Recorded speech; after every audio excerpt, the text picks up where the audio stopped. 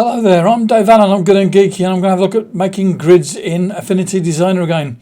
And let's start with some quick grids. And the thing with quick grids is that you can make grids quick and easy, but you don't get a lot of control about the spacing in between. Let me show you what I mean. So let's say I want to do a square, so let's do a square here. So hold down the shift key, so I'll get the square. I've got to hold down the shift key on the right side of the keyboard, otherwise I can't get to the arrow keys. And then I'm going to press the right arrow key once and twice. Now what I do is I want to hit a space in between. So I've got a rectangle or a square of 32 millimeters across, and if I press and hold down the right arrow key, I can see it's been spread out there, but I've got no way of seeing what the gap is in between. And if I do one for coming down and then hold this down here again, I can't see what the gap is in between on that there, and there's no guarantee that I'm going to get the same gap in between those going from left to right as the ones I'm getting from top to bottom. So that's a bit of a nuisance.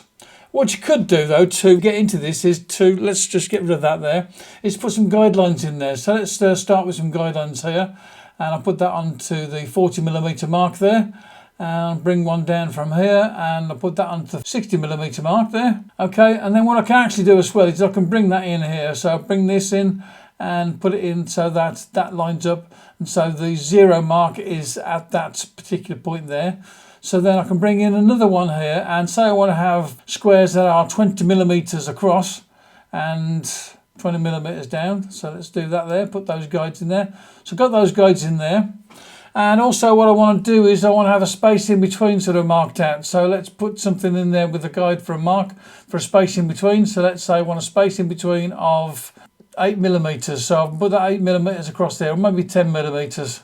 And I'll bring this down here and I'll put this here so that it's at 8mm as well. So this is going to be able to help me guide where I'm going to put these squares, okay? So let's zoom in a little bit first, just so we can see it a bit easier. And now we're going to put in a square over here. Now because I've got these guides here, I don't actually need to hold down shift key while I'm doing this here, so that makes it a little bit easier. So I've got that square there, and then I'm going to press the right key there, and then I'm going to press and hold down on the right key to get this box to exactly where I need it to be. And it's set now to go one pixel at a time, and that's about right. Let's bring that down here, and I'm going to hold it down now. And it's going to move down slowly to where it's got to be, and that wasn't just right there. Let me just hold the up key a bit. It can be a little bit difficult to get that just right there, and if we look in there a little bit closer, let's use the let's go in there a bit closer to this here. You see that there's a little bit of a gap just there, and it's not exactly right. So on these occasions, maybe it's best not using the quick grid there.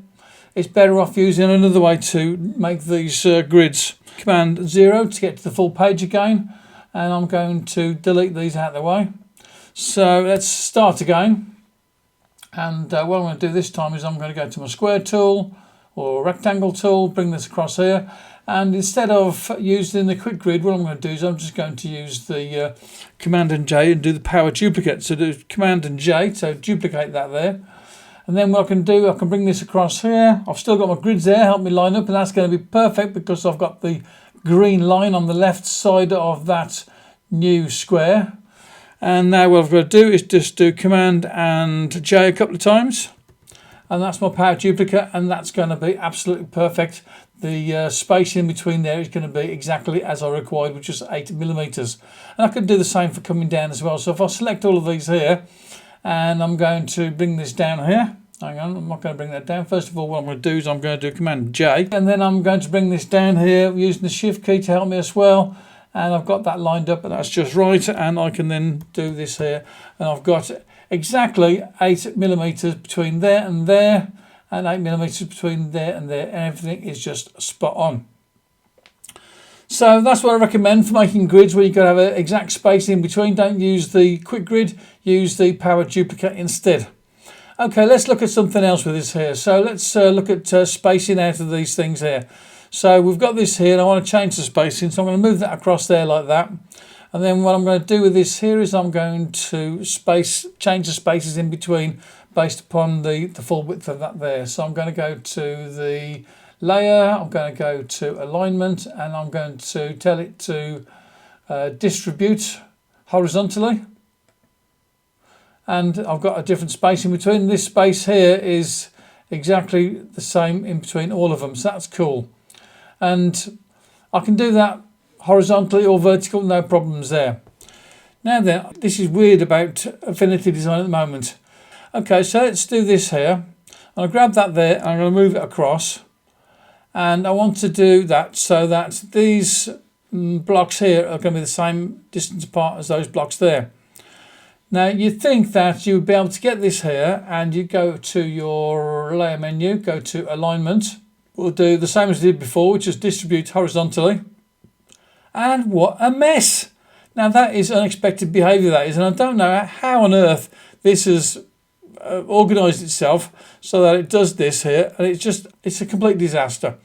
So I say the only way that you're going to be able to do this is to do one line at a time, or to start again fresh and then basically do the power duplicate down once you've got the exact spacing right on your first line there. So we've got that new space in there, and this time I want to bring this down. So let's do Command and J. Let's go to the transform tool, and what I'm going to do is I'm going to move this here. So let's move that set of things here. I don't know what the gap is in between that, but let's just kind of guess. But it's, supposing you know what the gap is there, so I want to change this Y here to whatever the gap's going to be in between. So it's going to be more than 8. Let's say it's about 12. So I put 12 in there, press enter, and I've got to do more than 12. I've got to do the, let's just Command Z that there. So I've got to do 12 plus the height of the box. So let's change that there to 32. Assuming that there across is 12, then I've brought that down 12 as well. And then obviously after that I can do the power duplicate. So I'm going to do Command and J, and I've got that just right. So you can get these grids here just as you want them, but sometimes you have to think about a different way of doing it, because the quick grid won't do it for you. And then if you're going to do it so that you've made it once and then you've got to change it, you might just have to start again by going to the start and recreating your grid. It's pretty quick and easy to make your grids, so restarting and setting it up again is not really a problem. But it would be nice if we could have it so that, let's just do it with 2. It would be nice if we could grab that there, look, and go to the alignment tool. So let's go to the layer again, alignment, and I'm going to do space horizontally. And instead of getting something like that, which is completely wrong, which is ridiculous, there's no rhyme or reason to the way that these are spaced out at all, I think it's a bug. So Affinity Designer, there's something for you to fix. So instead of doing that, you're going to have to just basically grab all of this here, and you're going to have to start again from the beginning. So set up your lines, your grids just as you want them here, the spacing's going across that way. And then get this here, so we do a measurement tool here. So we've got a measure tool there. I'm going to start over here, bring that across there, and I've got 11 millimeters. So I wasn't far wrong when I said it was 12. Okay, so let's zoom back out again. So now this here is 0, that's 20. So this here, instead of being at what I had it before, which was 8 millimeters, I've got to bring that down so that it's going to be at 31. So I've got that 31 there now. Okay, so I've got that spot on correct now. So that means that when I do this here, and I can do Command and J to make the duplicate, bring this down, and I know that's going to be exactly right.